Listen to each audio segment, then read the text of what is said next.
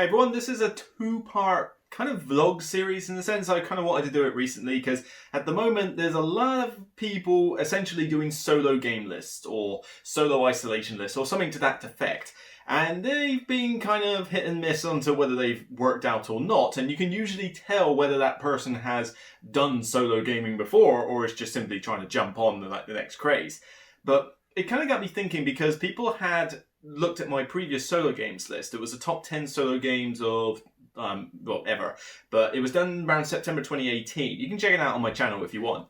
But essentially it's kind of a little out of date. There's still 10 good games on there, but a lot has changed in the last few years when it comes to solo gaming. And it's something I kind of want to talk about. But I didn't want to just simply do another top 10 solo games list because there's a lot. Like, a lot. I literally got, my pad and just jotted down pretty much every solo game potential I have in my collection, and it filled the entire page. It was just like, okay, this is kind of ridiculous.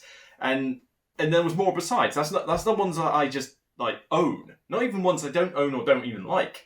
So there's a lot out there. So 10 didn't really seem good. But then I thought, well, do I want to do a top 50? Because how do I rank solo games half the time? It just kind of depends on what I feel like playing, really. And I don't want people to think, well, this is number 50 on your list, therefore this kind of sucks, whereas this number 1 is the only one I care about. Not to mention, you ever tried to edit a top 50, top 100 list? Yeah, I already do that every summer. It's a long time.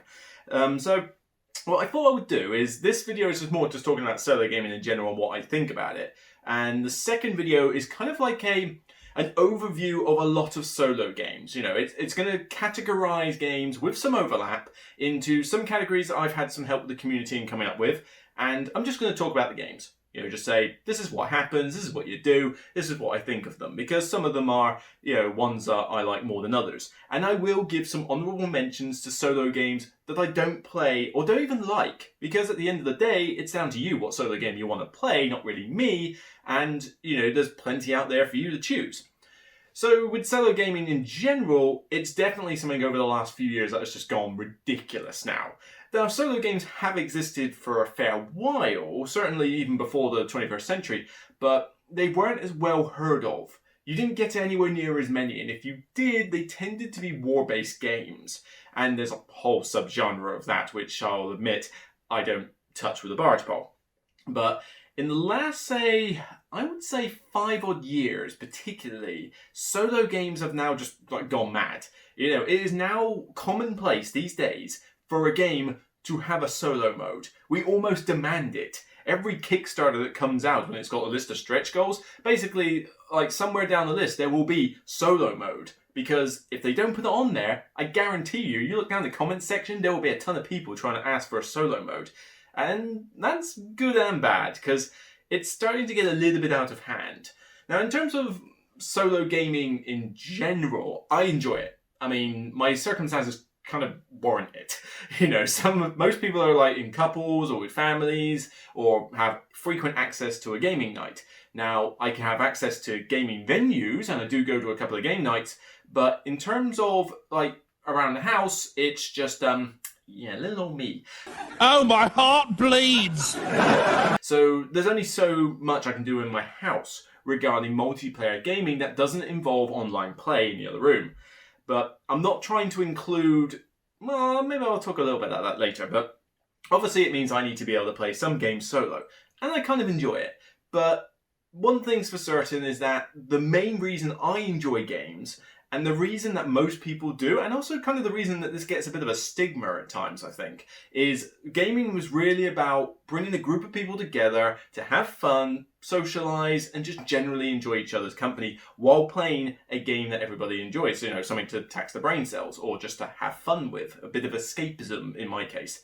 But the stigma is that some people will look down on solo gaming, and they'll think it's a kind of, not to, you want to play by yourself, or you loner. No, that's not the way it should be looked at. Because, and this is one reason why it's developed so much in the last, 5 years, is that people's schedules are just a lot busier now.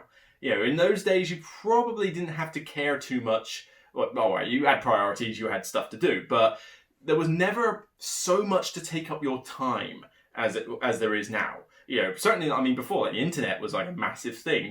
People probably, got bored more often than they did now. But with the internet and so much that you can do by online and electrical methods, there's a lot of stuff to take up your time and demand your time, on top of already the never-ending working hours that people have to do, the family ties, the your personal health, fitness and that. All this stuff takes time, and we don't have all the time in the world to be able to venture off to a new venue or get people round and play a game. So you need to be able to just get something off the shelf nice and quick and play it. Well, there you go. There's solo gaming for you.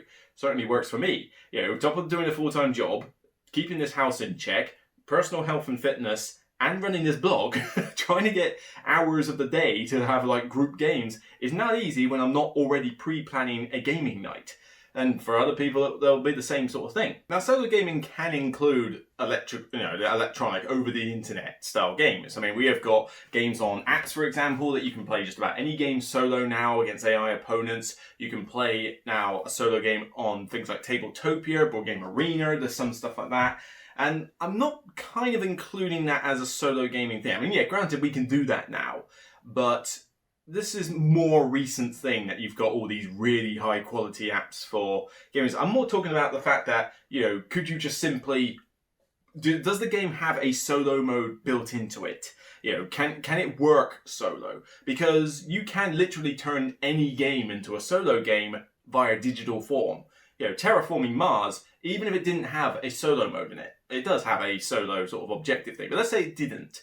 You could still play it solo if it's made in digital form on its app on Steam, because you just have AI opponents. That's not kind of what I'm looking at for the most part. I'm more interested in the physical games having solo modes. Like, I want to buy a board game that can play well with multiplayer, but also has a solo mode. Or I just want to buy a small physical game that is solo. There are people who want that, and not everybody is tech savvy, so not everybody is going to have Steam, not everybody's going to be on Tabletopia, Tabletop Simulator, Board Game Arena. Those are my three main ones, and ones that I don't even use, like the Carter and Boit de Jeu or something. I'm sure, I can't remember how you pronounce it, the French one. But there's several of them out there, and that's not including just simply going onto an app and finding your buddy on their username and going and hiking onto them. It works that way, although that's not solo games, so I don't know what I'm going about there. So, all in all, I would not be able to get by, I don't think, without solo gaming. I think that if all these games were in my collection and I couldn't play any of them solo, I would question whether it was worth keeping a lot of them. Because, well, I need to be able to get them played, and I like to have a collection of games. Doesn't need to be quite ridiculous. I'm doing the shelf by shelf thing at the moment, and some people will be going, well, that's only just over 200 games. I've got like 600 in my thing. Well, good for you. It's like, are you playing all 600 games? I bet you're not, because I'm not getting all 200 of these played on a regular basis. So if I can't do 200, I'm pretty sure you can't do 600. And at the end of the day, it's not a competition to see how many games you can play. But I'm glad a lot of these have got solo modes that I can just sort of one day, particularly during isolation period, just whip off the shelf and play. And solo gaming's definitely taken off in the last month or two, even more so it already has, because of, sorry to say that, the C word, the coronavirus, has caused everybody to start embracing online technology and digital board games, but also just to embrace the solo mode stuff in general, because a lot of us are cooped up at home, some more alone than others. And you kind of have to. If I can't play a certain game over the internet, there might not be a digital version of it. Just because Board Game Arena exists doesn't mean that I can go out and play, I'm trying to think of a good example, Valley of the Kings. Valley of the Kings. Let's say I want to play Valley of the Kings solo.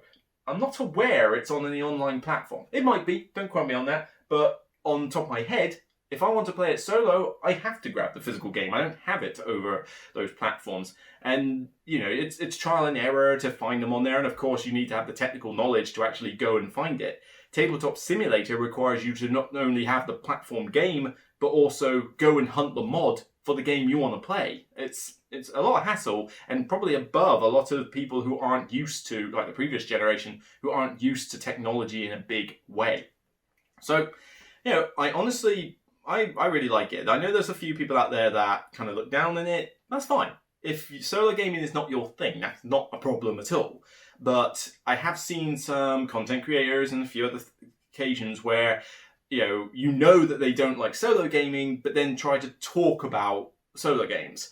And you can tell by the game choices it's a little bit, not entirely sure. So you've got to be into solo games to really, I would say, give them a good overview. And that's what the second video is going to be about. Now, there are some solo games I can't stand, and don't go anywhere near. And predominantly, there's two categories of them. Firstly, we're talking the historical war style solo games. So GMT does a lot of these. It will be called, Hungarian Gulf War 1952 to 1956 or something stupid, making it up. But it will be some title like that, the Gulf Lagoon or Battle of the Bulging Oxidus Cubes, whatever. I have no idea. It's like the ones like that. I don't go anywhere near those. I'm not a big fan of history. History is really not my strong suit, nor is it in my interest, and I just don't get a lot of enjoyment out of them. I have tried one or two of them in the past, but they just don't really sell it to me. So I certainly recommend, though, that if you are into that category, go check out a lady called Elizabeth Davidson, I believe her name is, on the Dice Tower. They did the top 10 solo games list recently where she featured, but she also does her own stuff on there. But, I mean, I don't think I've met her in person. Only chatted her on Twitter and that. But in terms of game taste, I think we are diametrically opposite. We are like, whatever the pronunciation, but we are like the opposite in game taste. Her solo games are not my solo games, I can tell you that. But she likes a lot of those war-style games, those big historical themed ones. So if you want to know more about that, I suggest go check out her stuff, because I think it will be a pretty good list for you. The other type that I don't tend to go near are the very complex war-based ones. We're talking like Apache Thunderbolts and Commander Tank Division or something. There's a lot of those, and I think DVG, was the publisher of those, and they're basically like Thunder Leader or something like that. They're all about controlling squadrons of, the very realistic war games, where I remember trying one of them before. I think it was Thunderbolt Apache or something, where you had a map, you had all these different rules for deploying little infantry in tanks, but you were effectively like a bomber, and you had to set things up in a way that you could control your flight to bomb various things. I mean, it was very technical, very complex, and a bit over the top for my liking. But there is that subcategory of games that's definitely worth checking out. So, I'm not really going to touch those with a barge pole. But the next video that I'll be doing will essentially go over a ton of solo games. What do I think of them? How good are they? Whether I like them or not. Even the ones that I don't like, I will give an honourable mention, because they deserve to get a mention. I like to promote solo gaming. Oh, yes, I want to go and play games. As soon as this isolation finishes, I want to drag everybody to my house and play games. I just want people here. Please. I'm kind of going insane from isolation at the moment. And I want people around.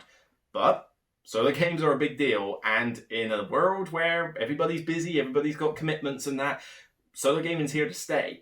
Do I want it to be on every single game ever? No. So it does not need to. Because there are a lot of solo modes where it literally is just wet pasted on and doesn't really work as well. And there are a few examples of that. But yeah, I don't believe every single game needs a solo mode. But we've certainly got a lot of them, and, I'm not complaining that there is a lot, but I just don't think it has to be the be-all or end-all. Just like every game does not have to go from 2 to 5 players when you know that your 2-player mode and your 5-player mode suck, not everything also has to be the 1-player only, because sometimes they're just underwhelming. So that'll be the second video. This is just a kind of talk about solo gaming in general. I like it. I'm glad there's a lot of people that do like it. There's Facebook groups and everything.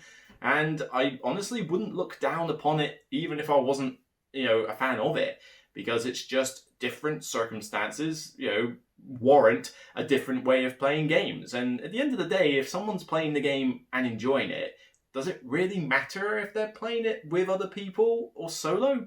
Let them have fun. That's the way it works. So I'll see you on the second video, and take care. Remember, it's only a game, and I'll see you soon.